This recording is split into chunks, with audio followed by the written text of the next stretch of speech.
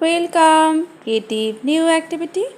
আবারও একটা নতুন ভিডিও নিয়ে চলে এসেছি।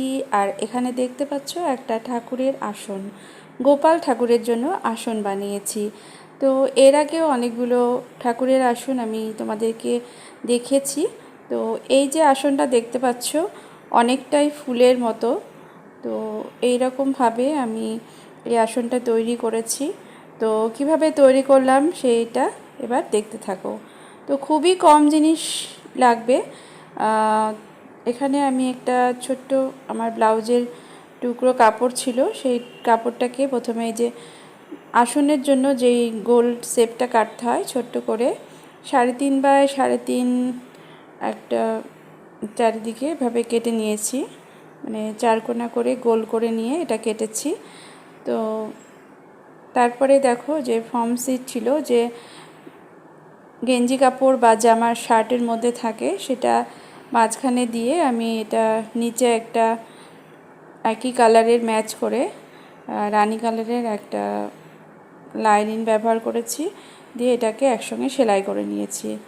তারপরে যে ফুলের পাপড়িটা বানিয়েছি, তো সেই জন্য আমি যে কাপড়ের টুকরোটা কাটবো, তো সেখানে আমি এই টুকরো কাপড়টা ছিল, এটা যতটা আছে সেভাবেই তো কাটবো। তো সেজন্য আমি এখানে মাপ নিয়ে কেটে নিচ্ছি। তো এটা আমার মাপে হয়েছে 4.5 বাই 4.5। তো আমি এই কাপড়টাকে এইভাবে ধরে নিয়ে কাটছি, কারণ আমার কাছে এইটুকুন কাপড়ই ছিল। তো এইভাবে কোনাকুনি করে নিয়ে আমি এটা সমান করে কেটে নিলাম। তো এখানে প্রত্যেকটাতে দুটো করে আছে, 8 পিস। তো এই দেখো পাপড়িটা তৈরি করার জন্য আমি এভাবে কোনাকুনি 2বার ভাঁজ করে নিলাম। তারপরে যে রান স্টিচ হয়, সেই রান স্টিচ এভাবে বড় বড় করে নিয়ে সুতো দিয়ে এভাবে টেকে নিচ্ছি। তো এইভাবে টেকে নেওয়ার পরে টান দিলে যে এটা কুচি কুচি হয়ে যাবে আর একটা পাপড়ির শেপে এটা রেডি হয়ে যাবে। তো এভাবে প্রত্যেকটা পাপড়ি আমি তৈরি করে নিব। আর এখানে গিট দিয়ে নিব, মজবুত করে নিব। প্রথমে পাপড়ি তৈরি করে নিব, তারপর যে আমি বেসটা তৈরি করেছি সেটার সঙ্গে এভাবে জোড়া দিব। তো একটু জোড়া দেওয়ার সময় শুধুমাত্র কোণাটাকে না নিয়ে একটু ছড়িয়ে নিয়ে এটাকে একটু সুতো দিয়েই টেকে নিচ্ছি, তারপরে সেলাই করব। তো সবগুলো পাপড়িকে আগে টেকে নিব এভাবে, তারপরে মেশিনে সেলাই করে নিব। আর যদি তোমরা হাতে সেলাই করতে চাও তাহলে একটু হালকা টেকে নিয়ে উপরে বকেয়া সেলাই করে নিতে পারো,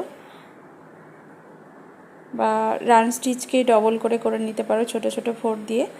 তো এখানে আরেকটা যে পাপড়ি লাগাচ্ছি সেটা এটা তোমাদের উপরে নির্ভর করবে যে তুমি কিভাবে লাগাবে। তো মোটামুটি দেখো এখানে যে একটা পাপড়ির পরে আর একটা পাপড়ি লাগানোর জন্য আমি এই রকমভাবে, যাতে দেখতে ভাল লাগে, ফুলের শেপটা যেরকম থাকে ঠিক সেই রকমভাবেই এটা সেট করছি। তো আমি এখানে মাঝখানে 2 আঙ্গুল মতো ছেড়েছি, তারপরে এটাকে সেট করে নিচ্ছি। তো এভাবে প্রত্যেকটা পাপড়ি এখানে একটা একটা করে আমি লাগিয়ে নিব গোল করে, আর দিয়ে রেডি করে নিব এই আসনের চারিদিকটা। তো এই দেখো এটা এরকম হবে। তো ওইভাবেই আমি চারিদিকে এটাকে গোল করে লাগিয়ে দিব। তো এটা আমার প্রত্যেকটা পাপড়ি লাগানো হয়ে গেছে। তো দেখো এখানে আমি টাক সেলাই করে রেখেছি, এরপরে ভালো করে মজবুত করে আমি মেশিনে সেলাই দিয়ে দিব। তো পাপড়িগুলোকে এখানে মাঝখানে করে নিলাম, তারপরে চারিদিকে একটু সেলাই করে নিলাম। তো দেখো আমি যে গোল যেটা নিয়েছি সেটার মাপটা একবার দেখিয়ে দিচ্ছি, 3.5 বাই 3.5, যাতে তোমাদের বুঝতে সুবিধা হয়। এখানে আমি আন্দাজেই গোলটা নিয়েছিলাম, তো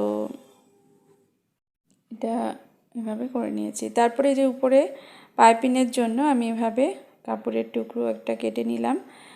তো একটু পাইপিংটাকে একটু চওড়া করে কেটে নিতে হবে, যাতে এখানে মুড়তে সুবিধা হয়।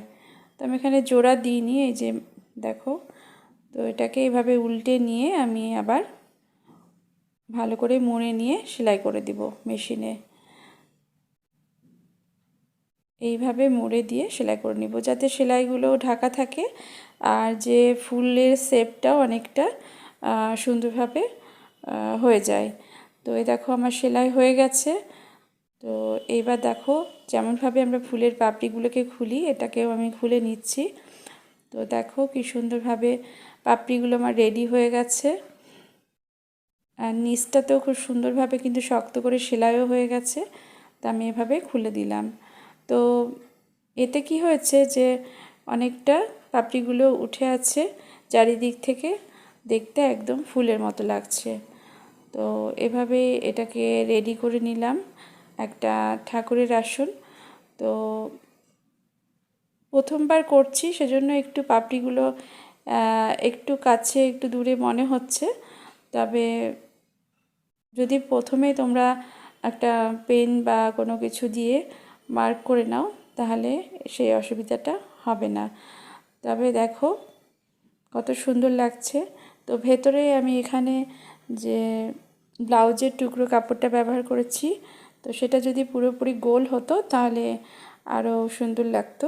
তো কেমন লাগলো অবশ্যই কমেন্ট করে জানাবে, ভালো লাগলে লাইক করে দেবে। বাই।